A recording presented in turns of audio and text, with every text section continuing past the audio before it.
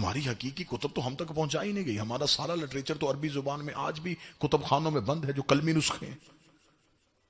آج بھی ایک کتاب جو عربی آتی ہے اس کا مارکیٹ میں ترجمہ کرنے کے لیے ہزاروں صعوبتوں سے گزرنا پڑتا ہے اس مترجم کو. ہم جس ملک میں رہ رہے ہیں، جس خطے میں رہ رہے ہیں، وہاں تو فضائل پہنچانے کی گنجائش ہی نہیں. فضائل کے انبار لگے ہوئے ہیں عرب کی کتابوں میں، لیکن وہ صرف کتابوں کی حد تک محدود ہیں. ہم نے اس دنیا میں، اس معاشرے میں رہنے کے لیے، زمانے کے ساتھ چلنے کے لیے ہم نے ان کے لٹریچر کو فالو کرنا شروع کر دیا.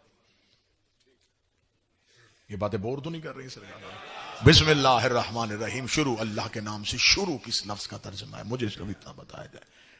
با جو ہے وہ عربی زبان کا قانون ہے. جہاں جہاں چلے جاؤ گے عربی زبان کا قانون ہے. با دو کاموں کے لیے آتی ہے، استعانت کے لیے آتی ہے یا سبب کے لیے آتی ہے.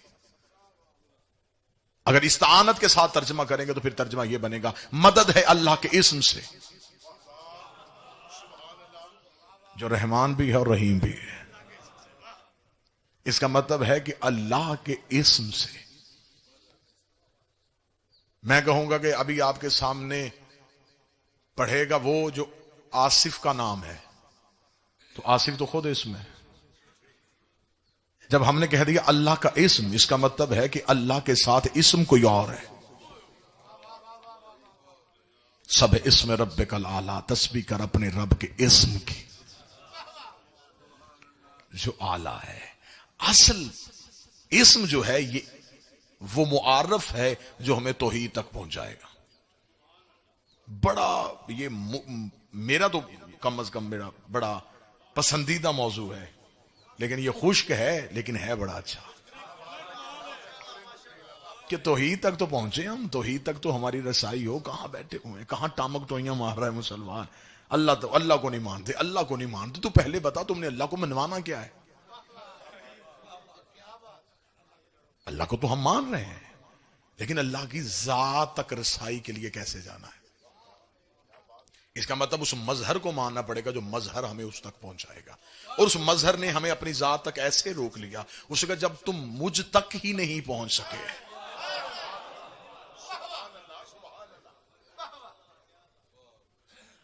ہماری رسائی تو اس تک ہوئی نہیں.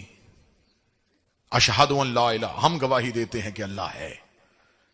الشاہد ہو و حاضر علی شیء، گواہی کا اصول ہے گواہی وہ دے جو چیز پہ حاضر ہو. بندے عدالت میں جا کے گواہی دیتے ہیں، جج پوچھتا ہے کہ پہلے یہ بتا تو نے آنکھوں سے دیکھا ہے؟ تم کہتے ہو اشہد ان لا، میں گواہی دیتا ہوں کہ اللہ ہے. دیکھا ہے؟ پھر گواہی کیوں دی؟ اس کا مطلب یہ سب سے پہلے کسی اور نے کہا تھا. اشہد ان لا الہ الا اللہ، یہ جملہ کسی اور زبان سے نکلا ہے، وہاں سے ہم نے کاپی پیسٹ کیا ہے. کہا اس نے ہے، ہم نے اقرار کیا ہے. اس نے کہا تھا کہ میں گواہی دیتا ہوں کہ وہ ہے، اور میں نے سن کے نہیں گواہی دی، میں نے دیکھ کے گواہی دیا. مجھے نہیں پتا کہ اگلی صدر میں تنہا رہ جاؤں گا یا کوئی بندہ میرے ساتھ چلے گا. اس کا مطلب پہلی بار ان 14 کی زبان سے نکلا کہ ہم نے دیکھا ہے کہ وہ ہے، ہم دیکھے آئے ہیں کہ وہ ہے. ہم نے ان کی گواہی پہ گواہی دی. ہم نے کہا اگر یہ کہہ رہے ہیں تو پھر وہ ہے. اس کا مطلب ان کی ہے کو توحید کہتے ہیں. تو جن کی گواہی سے اس کی توحید مانی جائے، ان کی گواہی پہ سوچا نہیں کرتے.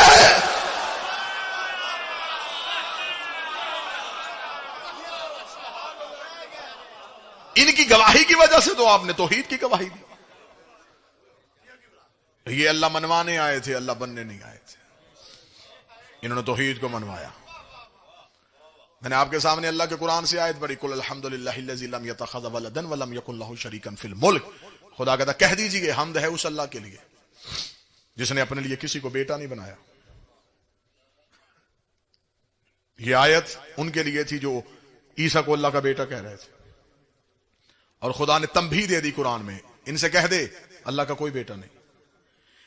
میرے مالک تجھے عیسیٰ کے ماننے والوں سے خطرہ تھا اور تو نے کہہ دیا کہ انہیں کہہ دے کہ میرا کوئی بیٹا نہیں ہے. انہیں وضاحت کر دے، غلط فہمی میں نہ رہے. میں کہہ رہا ہوں میرا کوئی بیٹا نہیں ہے. اسے بیٹا نہیں کہنے دے رہا، اور ابو طالب کے بیٹے کو اپنا چہرہ کہہ رہا ہے.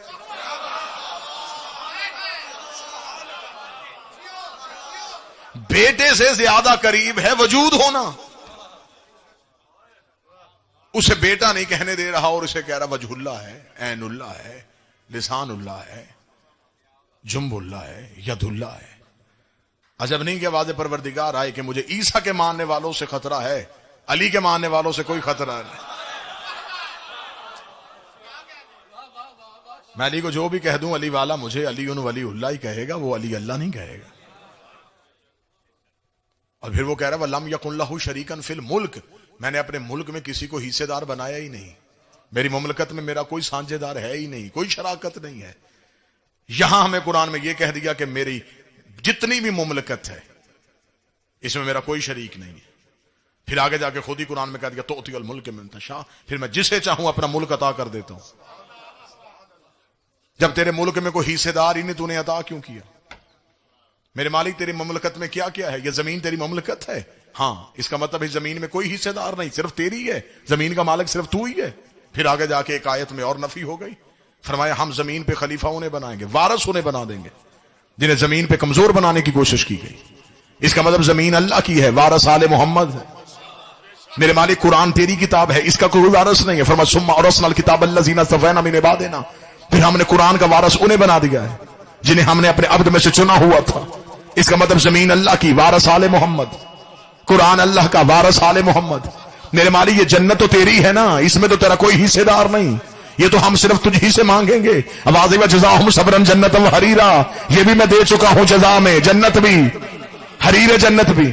میرا مالک اس کا مطلب ہے کہ تو مالک ہے، اختیار سارے آل محمد کے پاس ہے.